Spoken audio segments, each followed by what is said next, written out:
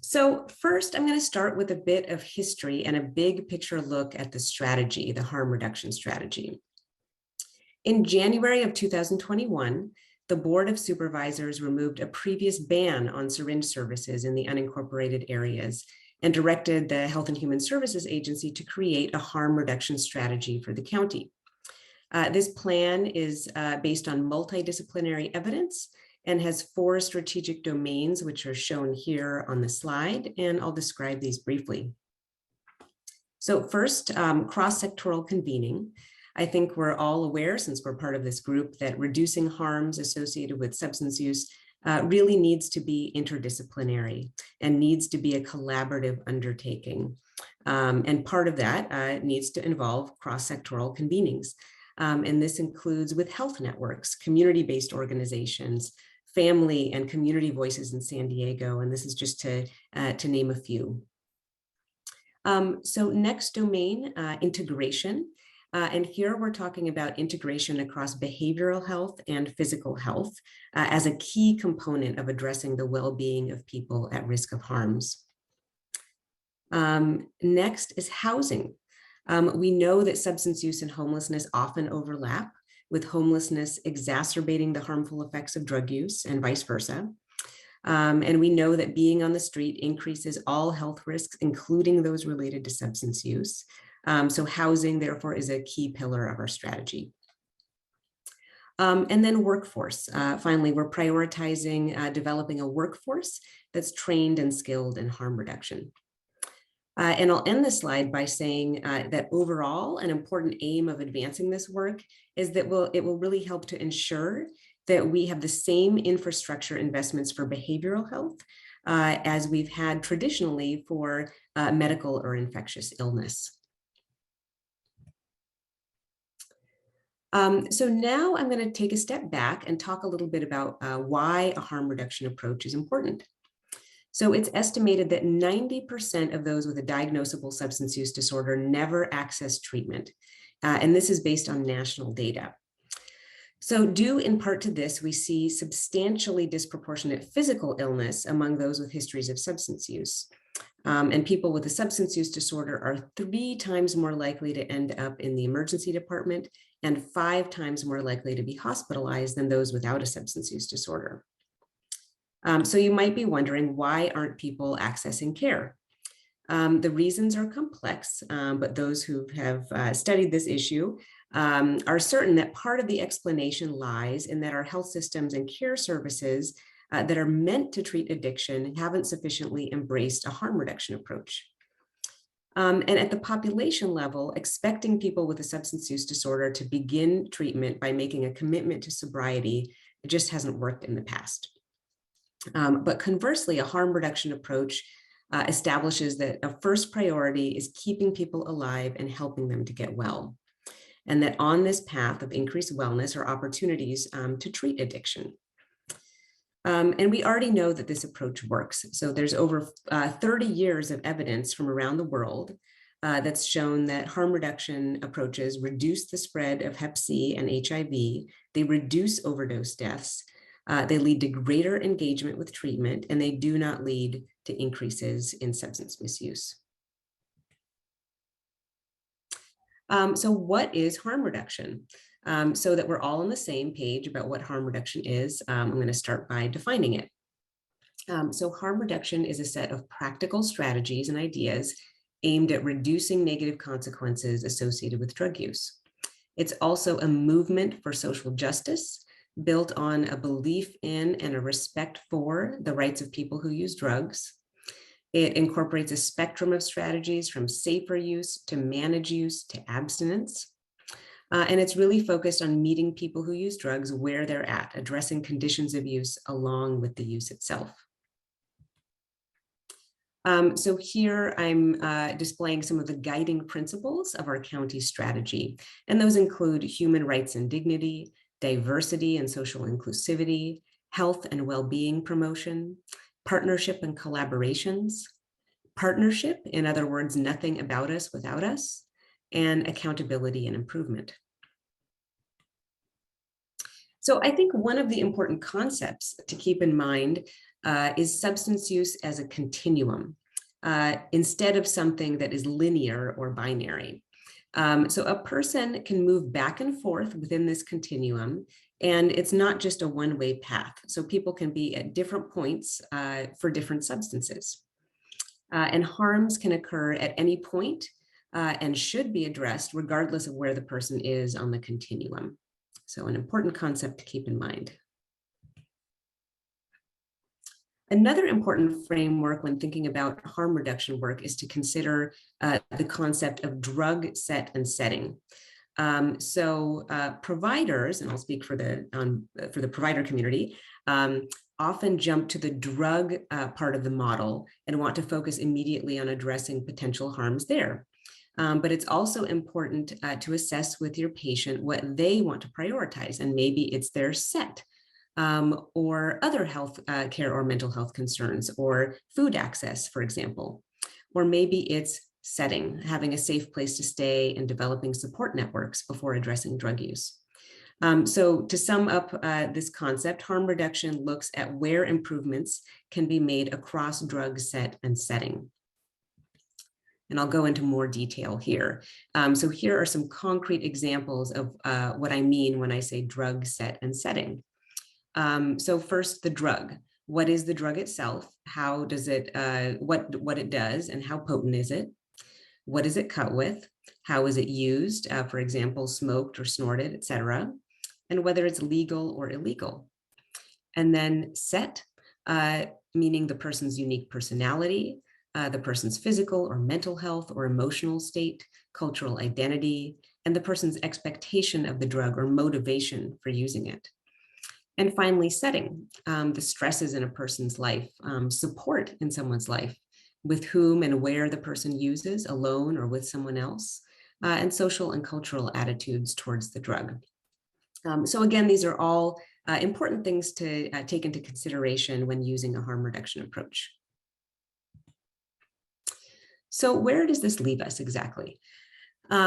So we are moving away from the things on the left-hand side of the slide, which are stigmatizing language, thinking of substance use as a moral failing, having abstinence as the only goal, working in silos, the concept of having failed the program, having care contingent on treatment readiness, and an overemphasis on universal need for detox. And what are we moving towards? Those are the items on the right-hand side of the slide. We are moving towards person-centered language, viewing substance use disorder as a chronic health condition, using a harm reduction approach, creating an integrated system of care, expecting lapses and relapses as part of the course of the condition, and the importance of low barrier care centered on the client's express goals, and quick start and low barrier MAT or medication assisted treatment, such as methadone or buprenorphine. So now back to the 4 domains. So each domain or focus area has immediate, intermediate, and long-term tactics, and I'll mostly be talking about the immediate and intermediate tactics here. So first, a focus on cross-sectoral convening. So San Diego has really been a national leader in addressing substance use through an interdisciplinary approach. And most of you who are in this audience likely already know this, but for those of you who are new, in 1996, decades before the recent opioid epidemic gave rise to community collaborations across the country, the Meth Strike Force was established here, and a little over 10 years later, the county established PDATF. And so although these predated my move to San Diego about a year ago, I fully appreciate that these have been life-saving institutions and the settings for some of the county's most important responses to drug-related harms. So these entities, the MSF and PDATF, as I think you are mostly aware, will be unified formally into a single task force. And this will make a structure that is really more aligned with the ever-shifting nature of substance use in our communities, where polysubstance use is common and where different types of substance use epidemics are constantly overlapping. So the new name of this single task force is still TBD, but I've put as a placeholder here, Substance Use Harm Reduction Task Force. I'll say that a key feature of this newly established task force will be evenly shared governance between public health and public safety, so that we can really leverage all of our resources and data in a coordinated way. All right, so on to healthcare integration. So the intent here is really to enable the breakdown of long-standing silos between care for addiction or specialty treatment services and mainstream healthcare. So a very important component of our integration efforts is increasing access to naloxone. As most of you likely know, naloxone is an emergency medication that reverses the effect of an opioid overdose. And in July 2021, the County of San Diego launched its naloxone distribution program. And to date, we've distributed over 10,000 naloxone kits.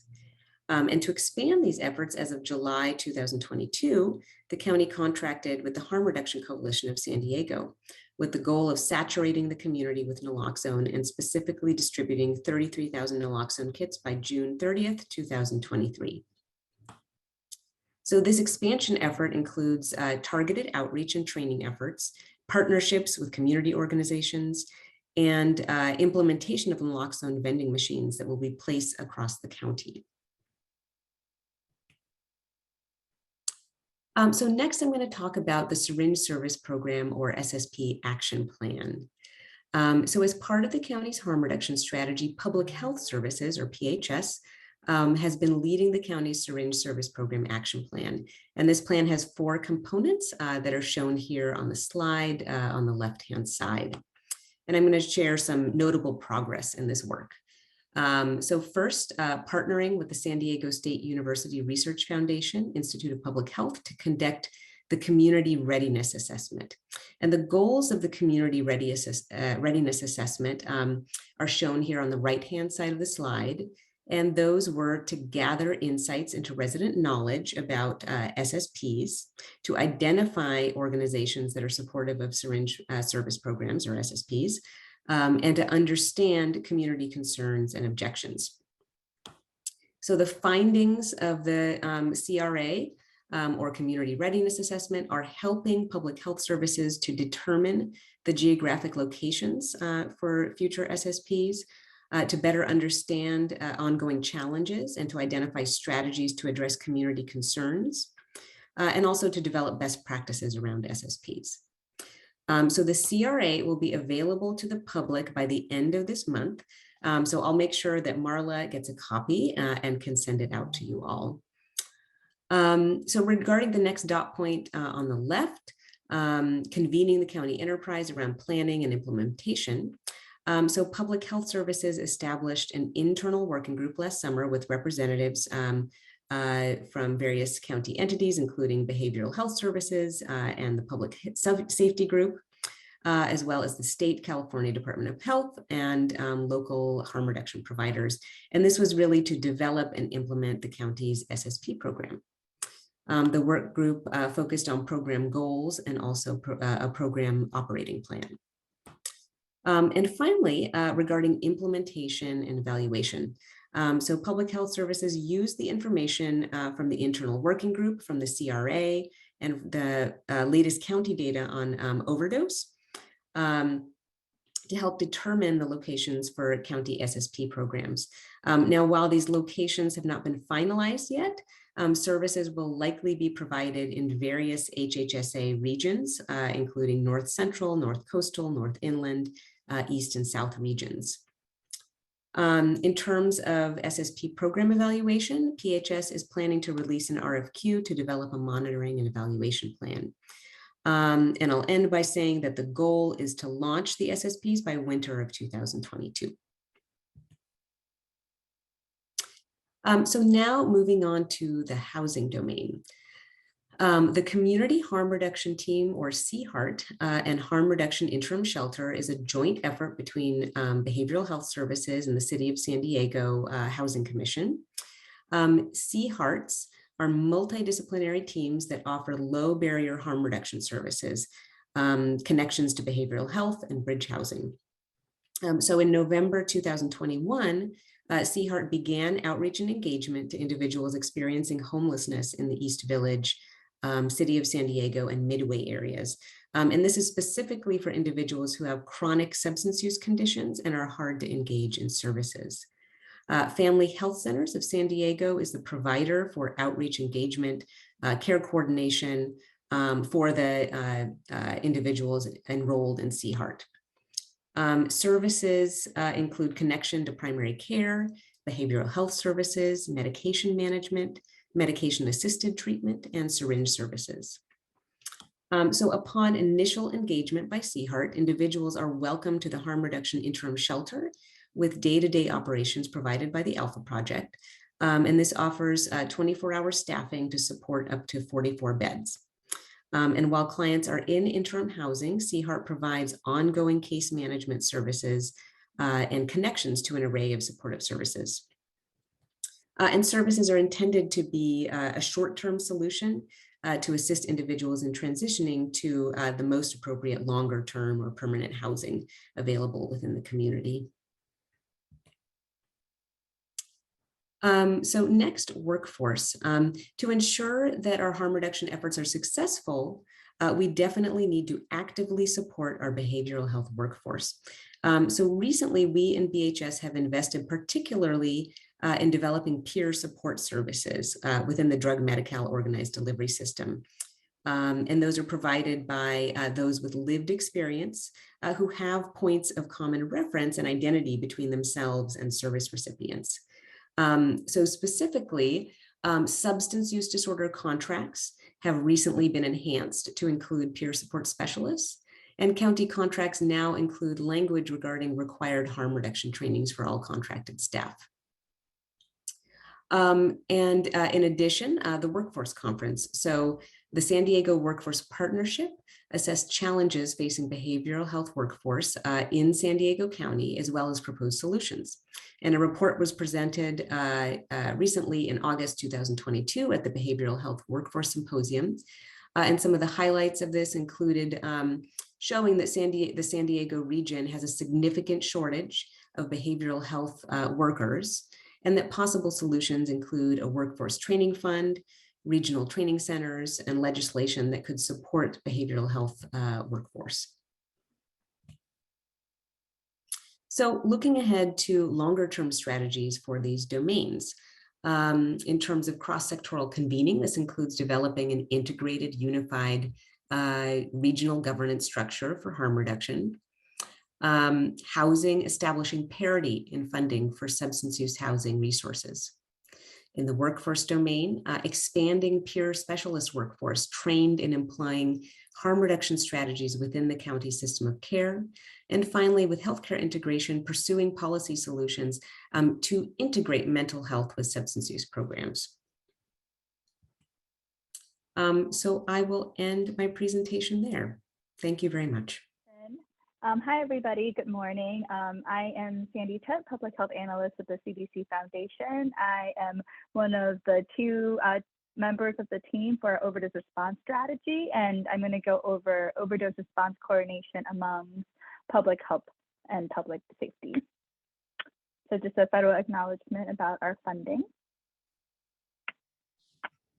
So the overdose response strategy, just to quickly give you a background, the mission of the ORS is to help communities reduce fatal and non-fatal overdoses by connecting public health and public safety agencies and sharing information and supporting evidence-based strategies. The ORS allows us to collaborate across public health and public safety sectors. We share by sharing data, insights, and trends. There are 60 teams, 60 ORS teams across the nation, and we are also communicating and helping each other and trying to fill those gaps in our information and data. So for this presentation, we'll review San Diego drug seizure trends. I'll let my partner, Alex de Armas, introduce himself on his slide where he'll discuss what we're seeing in San Diego.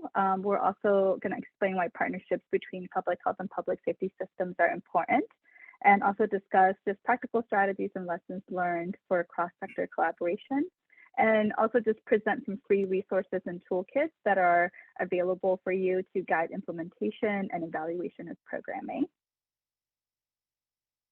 So I'm going to pass it on to my partner, Alex de Armas. He'll introduce himself and also talk about what we're seeing in San Diego regarding our drug trends. Good morning, everyone. I'm Alex de Armas, one of your two ORS or National Overdose Response Strategy representatives in San Diego and Imperial County. I work as a two-person ORS team with my partner, Sandy, who you just met.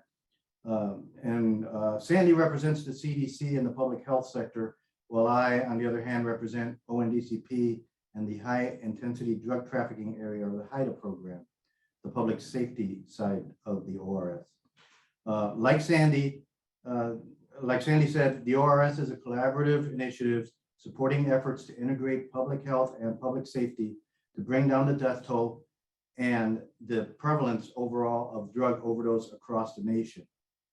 By title, I am a drug intelligence officer for the San Diego and Imperial ORS, although I much prefer the term public safety coordinator.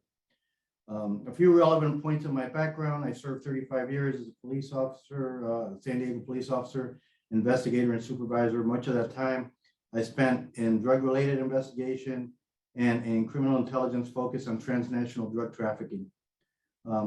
Also relevant, maybe even more relevant, for several years I supervised the San Diego Police Child Abuse Unit, where I became immersed in interdisciplinary work. And the reason I bring that up, obviously, is the collaboration across disciplines is critical in addressing child abuse and drug endangered children cases effectively, and it is equally critical, I believe, here addressing the overdose epidemic if we aim to be effective. Okay, so let me move into a survey of San Diego drug seizure trends, and then we'll move into also consumption and supply.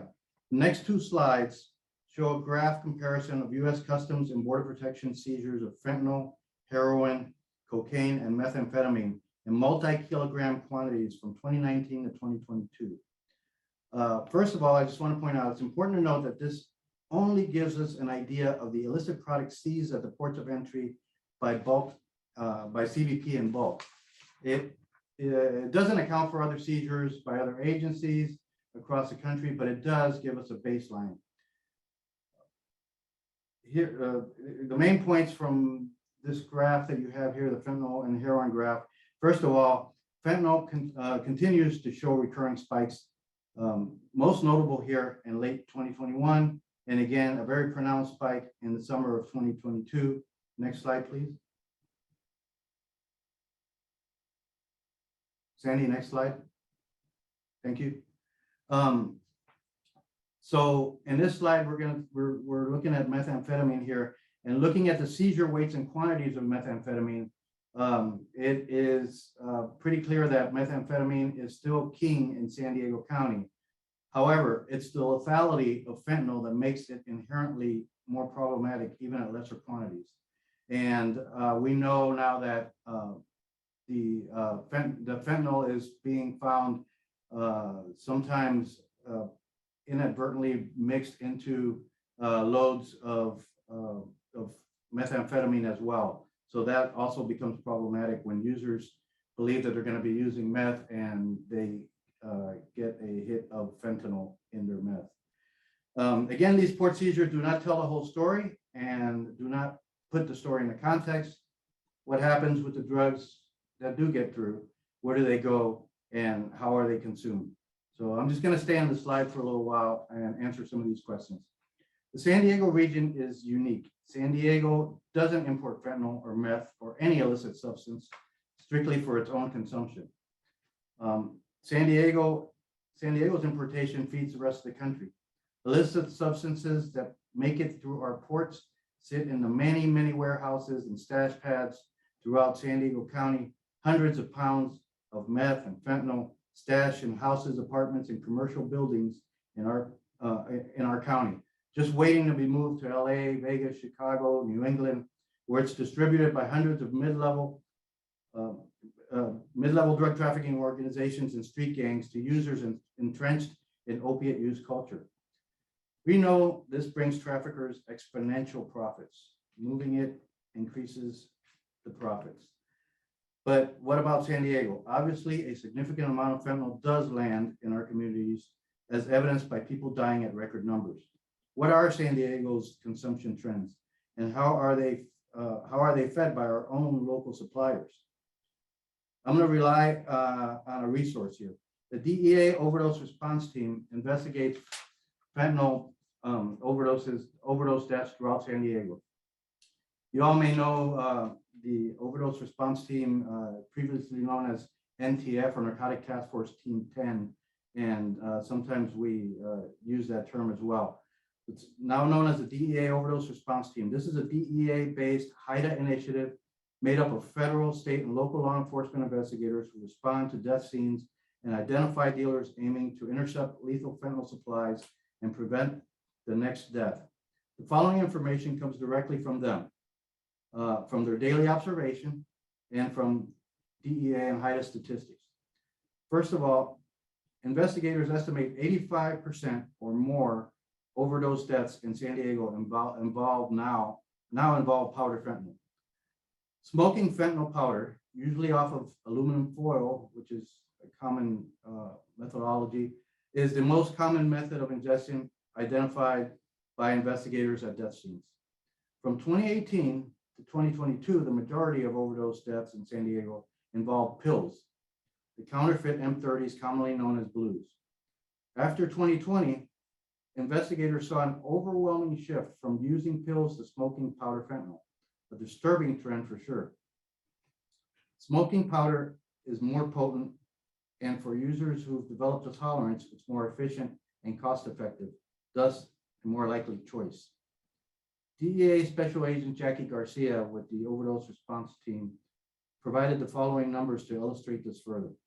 In October 2022, just last month, the Overdose Response Team went to 14 overdose death callouts in the city of San Diego.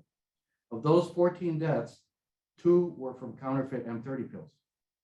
1 was from injection via syringe, and 11 were from smoking powder fentanyl.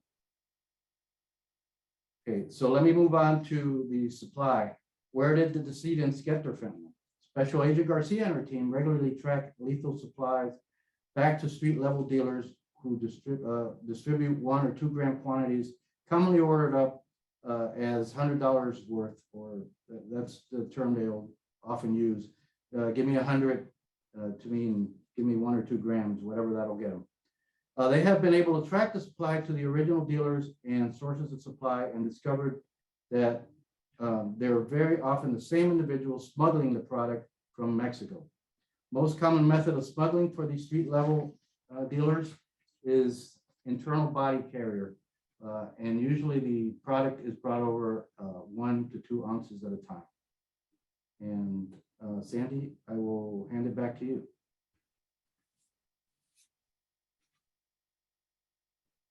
Thanks, Alex. So now, before we move forward, I want to make sure that we're on the same page about what we mean when we say public health and public safety. So public health includes behavioral health and health providers, health departments, harm reduction agencies, and death investigation systems. It also includes payer sources, insurance, and pharmacies. I'm going to let Alex talk about the public safety side and what that entails. And please keep in mind that this is not an exhaustive list of all possible partners. Oh, you're muted, Alex. Okay, just real briefly, public safety obviously is going to include your court systems, prosecutors, judges, corrections, and extensions of that. But most importantly, I wanted to bring attention to the first responders, police, fire, emergency medical services, and also the investigators, which are a huge component of the public safety contribution to the ORS. Back to you, Sandy. So this is just from research in the CDC about the importance of strong public health and public safety partnerships. Nationally, overdose from opioids is currently the #1 cause of death among individuals 18 to 45 years old, surpassing car accidents, suicides, and heart disease. And synthetic opioid accounts for the majority of overdose deaths. And only 11% of individuals who needed treatment received treatment in 2018. and criminal justice involvement is associated with higher risk of overdose. And overdose is the leading cause of death among formerly incarcerated individuals. And previous non-fatal overdoses strongly predict future fatal overdose. So the big takeaways here are that not everyone will access treatment for whatever reason, and whether they aren't ready or they couldn't get into treatment. And first responders and criminal justice systems end up being the first point of contact for a lot of people who use drugs. So this is just a continuum for opportunities for intervention. So on this slide, it presents a high-level view of some ideas for interventions for our public health partners that can take along with the criminal justice continuum. And please note, we don't need to make our public safety partners do more work. We should seek to use this where we should seek to see where people are using drugs within the continuum as a jumping out point for our public health partners to intervene. So you can see just from the chart that, law enforcement interaction, now we can screen for linkages to care, court system diversion, and so on and so forth. So for public safety involved linkages to care, there are a lot of different linkage to care models, such as pre-arrest diversion, re-entry when leaving incarceration, safe stations, and law enforcement-led post-overdose outreach. So these are just some evidence-based continuum of services that we can provide with the coordination with public health and public safety.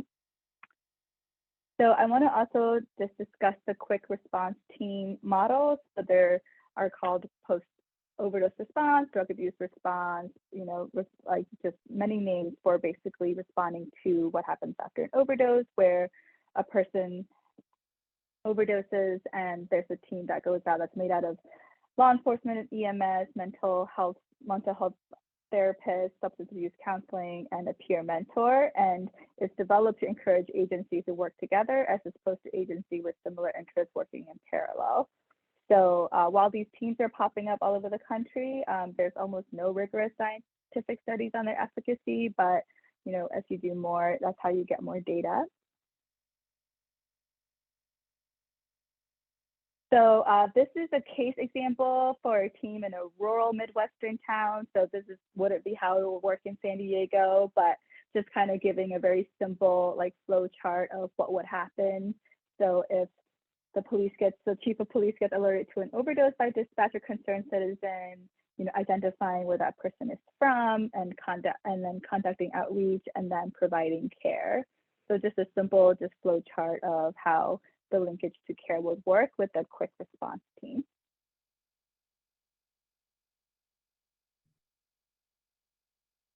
So some promising practices. So this particular model, focuses on visiting people at their home, but some people don't have homes. We have that issue in San Diego with our homeless population.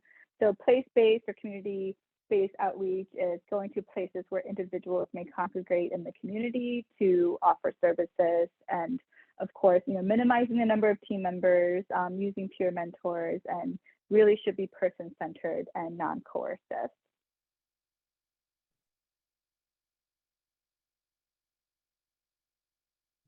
So we're going to talk about some data-driven program implementation. So asking ourselves key questions on what we're trying to answer and the data sources that may help answer those questions. So this is really the the data to action aspect. And for linkages to care programs, asking questions such as who is overdosing, who is in need of care, treatment, and support services, and how we're going to measure that effectiveness. So this is just a list of some ideas of data sources, again, not by any means an exhaustive list. And we also need to talk about data sharing and confidentiality, and obviously data needs to be protected, and collaborating agencies will have to come up with agreements on who needs to have case level information and try to figure out how we can, protect the PHI and also be able to have that data inform our work and have that be useful.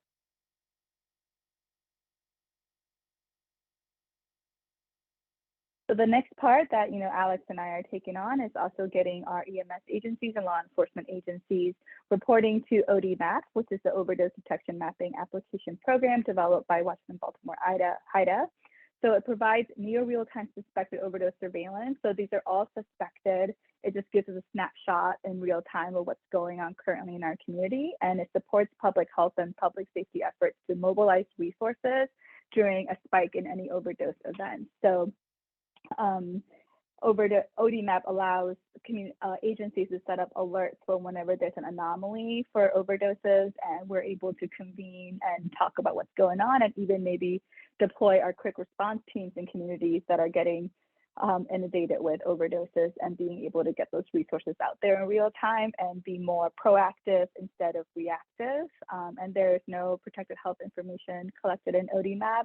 They only require 4 data points, which is the type of overdoses, the type of suspected overdose, whether it's fatal or non-fatal, whether naloxone was used, and just date and time. They don't collect addresses. They geocode it so that that little point of suspected overdose lands in the middle of the street. It would never land on a house, a house or a business. And it's the incident address. So we don't have the resident's address or anything like how we will get it with emergency department data. So this is really where this person overdosed. So really, somewhere, it will land somewhere in the middle of the street.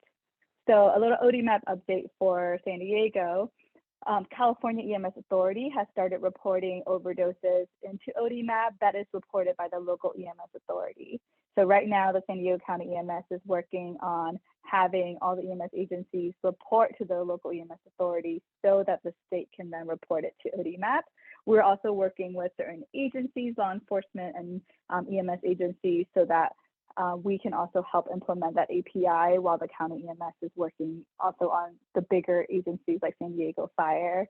We know the processes takes time, so we're just trying to get as much as we can into ODMAP so that we can do something about it now as well. And so this is what ODMAP looks like right now.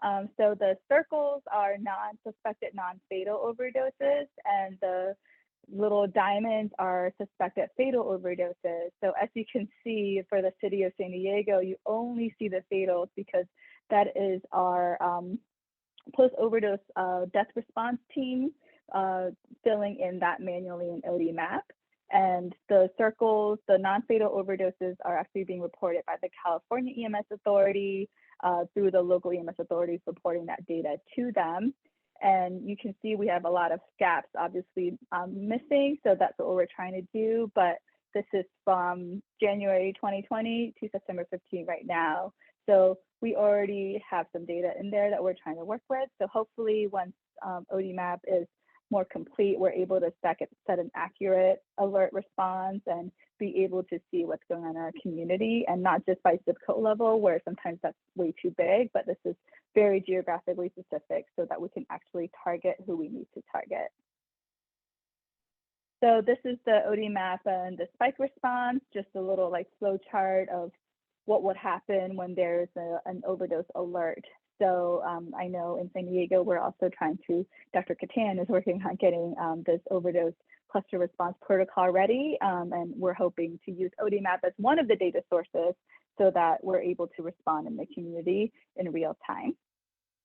So we're pretty much coming up on the end of our presentation. The next parts are just resources that are available if you do not know just the internet. If you wanted to learn more about public health and safety teams, our overdose response strategy project, evaluation, also definitely with any kind of guides to setting up programming, any medicated assistant treatment, the overdose spike response framework, and CSTE, the Council of State and Territorial Epidemiologists. They also have an overdose anomaly toolkit. So using that to try to figure out how to respond to an overdose anomaly in the community, and just free resources and toolkits for working with certain populations like rural and tailoring efforts to diverse groups, especially with tribal and urban Indian settings and health equity. And these are just the references for what was presented, and this is me and Alex's contact information. So if you have any more questions, please feel free to email us and be happy to talk to you about anything. Thank you.